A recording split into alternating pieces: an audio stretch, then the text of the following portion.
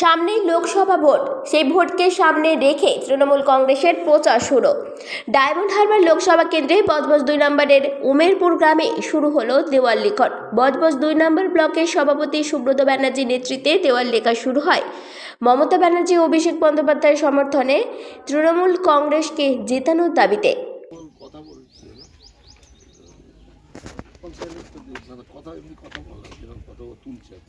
এরপরে ওই দেয়ালগুলো হবে, এরপর ওই দেয়ালগুলো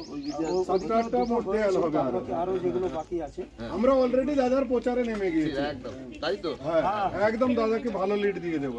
ঠিক আছে ঠিক আছে ঠিক আছে। বজবজ 2 নম্বর ব্লকে আজকে থেকেই আমরা মমতা বন্দ্যোপাধ্যায়ের হাতকে শক্ত করতে হবে। 24-এর লোকসভা ভোটকে সামনে রেখে মমতা বন্দ্যোপাধ্যায়, অভিষেক বন্দ্যোপাধ্যায়ের নেতৃত্বে, অভিষেক বন্দ্যোপাধ্যায় এবং মমতা বন্দ্যোপাধ্যায়ের নেতৃত্বে আজকের পশ্চিম উমেরপুর, এটা আমারই বুথ, আমি এখান থেকে দাঁড়িয়ে নির্বাচিত হয়েছি। এই বুথটা আমার আছে, আমার অঞ্চল।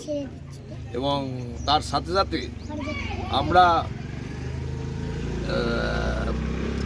ডায়মন্ড হারবার লোকসভা কেন্দ্রে উন্নয়ন দেখে মানুষ ভোট দেবে।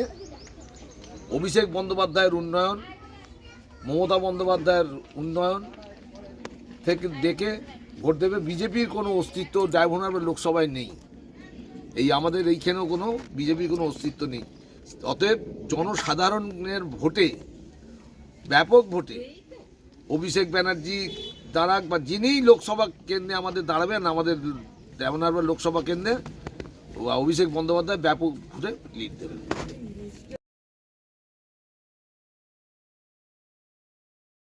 হারবার লোকসভা কেন্দ্রে আমাদের সাংসদ মাননীয় অভিষেক ব্যানার্জির উন্নয়নকে লক্ষ্য রেখে আমরা বজবজ 2 নম্বর ব্লকের বাসিন্দা, কামরা গ্রাম পঞ্চায়েতের পশ্চিম উমেরপুরের 283 নম্বর বুথের আমি বুথ সভাপতি।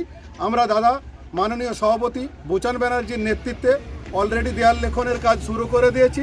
আমরা দাদার নেতৃত্বে সবসময় আছি।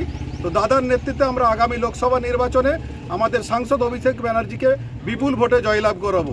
এখানে কোনো বিজেপির অস্তিত্ব থাকবে না। আরে মার্জিনও বলে দিতে পারি।